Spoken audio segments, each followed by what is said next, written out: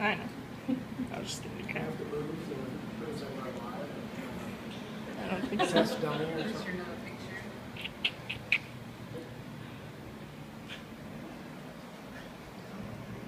Don't shut it off. No. And the audience. In the perspective of America's war on drugs, marijuana is one of the biggest enemies. And since alcohol and tobacco, two life-threatening substances, are legal, it is a relevant question to ask why medicinal marijuana is illegal. As I researched prescription marijuana on the internet, I found it to be so intriguing that our government still has it outlawed. Marijuana for medical use should be legalized because of the illnesses that it alleviates, how it can improve our economy, and why it is more safely beneficial than other drugs. First, I will tell you about marijuana's health benefits. Next, I will convince you of the positive economic effects of legalizing marijuana. Finally, I will tell you about how medicinal marijuana is safer than other drugs. Since the 1990s, the public has had a steady increase in the support of legalizing marijuana, not only for medicinal use, but recreational use as well.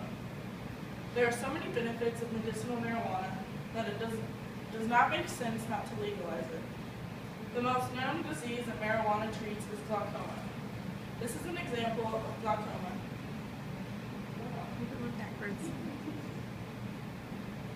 Sorry. This is an example of glaucoma. This is a normal eye. This is an eye with glaucoma.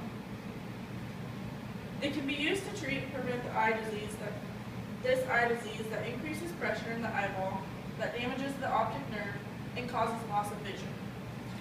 Marijuana decreases the pressure inside the eye. According to the National Eye Institute, copyright 2016, studies in 1970 show that marijuana, when smoked, lowers intraocular pressure in people with normal pressure and those with glaucoma. Marijuana can also prevent seizures. Robert J. D'Angelo of Virginia Commonwealth University gave marijuana extract to epileptic rats. The drugs rid the rats of the seizures for about 10 hours. Many cases now with humans have success with the extract. Cannabinoids, like the active ingredients in marijuana, THC, control seizures by binding the brain cells responsible for controlling excitability and regulating relaxation. It also decreases the symptoms of a severe disorder known as Dravet's syndrome. Dravet's syndrome causes seizures and severe developmental delays. Dr. Sandra Gupta, renowned chief medical correspondent for CNN, is treating a 5-year-old Dravet's syndrome patient with medicinal marijuana strain, high in cannabinoid and low in THC. This drug has decreased this little girl's seizures from 300 a week to 1 every 7 days. This is an example. I'll show you a video of what an epileptic seizure can cause.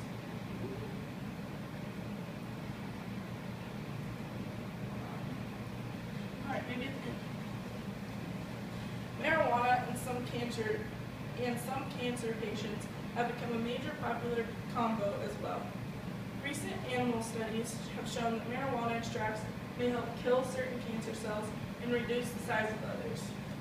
Evidence from one cell culture study suggests that purified extracts from whole plant marijuana can slow the growth of cancer cells from one of the most serious types of brain tumors.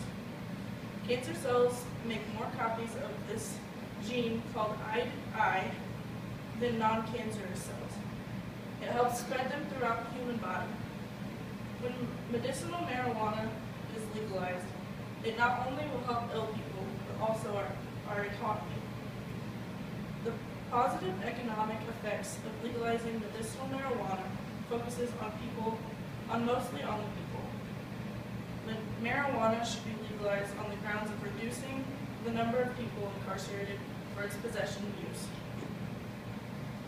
According to the data from Colorado court system, marijuana possession arrests have dropped 84% since 2010. The Drug Policy Alliance stated that traffic fatalities went down in 2014, challenging claims that legalization of weed would lead to an increase of traffic fatalities.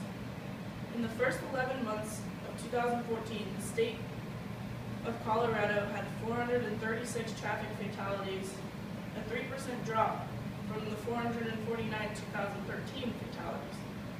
This backs up the theory of a 12-year-long downward trend in traffic fatalities in Colorado.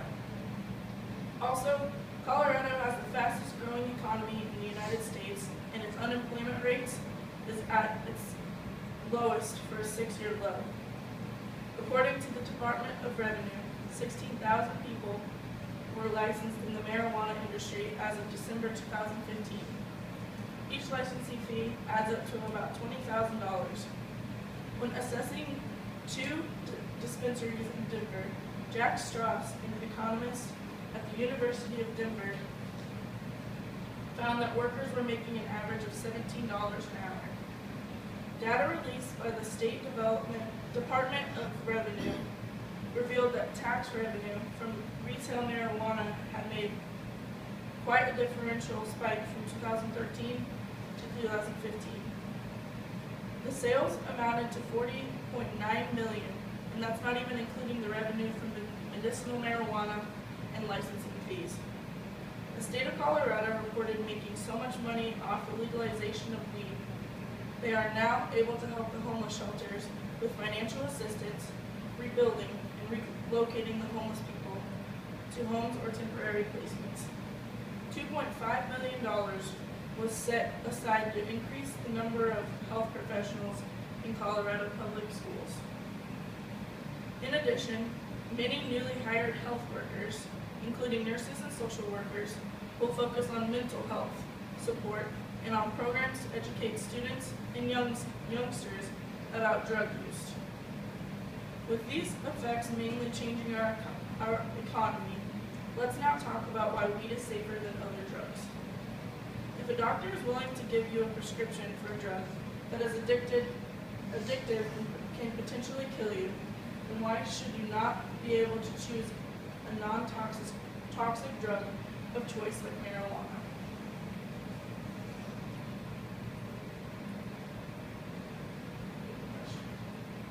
These are all the drugs that can kill you if you overdose. These are examples of them. Drugs kill many millions of people every year. Alcohol kills 2.5 million people each year. Prescription drugs kill 100,000 each year, and cigarettes and tobacco can kill up to 6 million a year. But in all my research, I have found there were no deaths due to marijuana overdoses. An experiment was performed to analyze the difference between weed and aspirin. Marijuana ranked lowest of the 2 studies for withdrawal symptoms, tolerance, and addiction potential in a 2001 study done by senior medical advisor at the Cannabinoid Research Institute, Ethan Russo. It ranked close to the caffeine in the degree of reinforcement and higher than caffeine and nicotine only in the degree of intoxication. After the aspirin study was concluded, Russo commented, "Cannabis is a safer drug than aspirin and can use long-term with no serious side effects." The legalization of marijuana has been studied by many colleges, institutions, and even our government. The negative health effects has been shown to be minimal while being safer and helping our economy. We need to recognize as a nation that by keeping something that grows naturally with such demand by today's population, we are inhibiting our nation's market growth. Legalization will eliminate the underground market for marijuana, bring new opportunities in the job market, increase tax revenue for states, eliminate marijuana-related crimes, and help very many people who have become ill with the disease. I hope you realize the positive health effects the economic improvements, and the beneficial differences between cannabis and other drugs. Thank you for listening. Shut it off. I want.